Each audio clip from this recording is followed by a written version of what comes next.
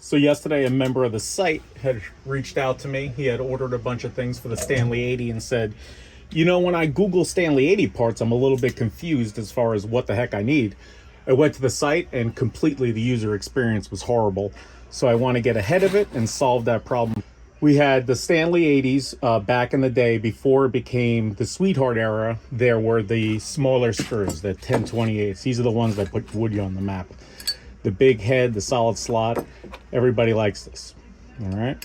So if you order the 1028s by 3/8, you will have the ones that'll secure this. But then you need the tensioning screw. So that's a different screw. I'm adding it to the site. This one's 15 millimeters in length. These are 3/8 in length.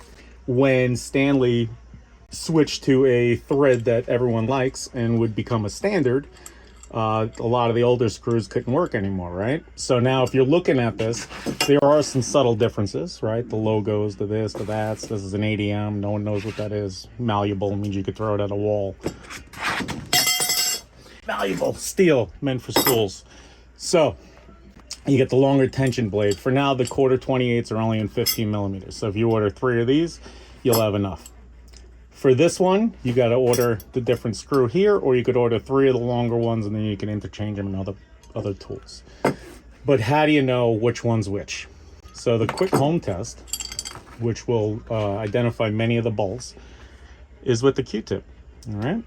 Now we know you're not used to these because I've looked in your ears, but if it goes through like that, it's probably going to be the quarter 28. Okay. If you try and do that to this, no good. All right. But what you want is this. So if that fits in pretty good, you're set. A 1028 all day on the smaller ones.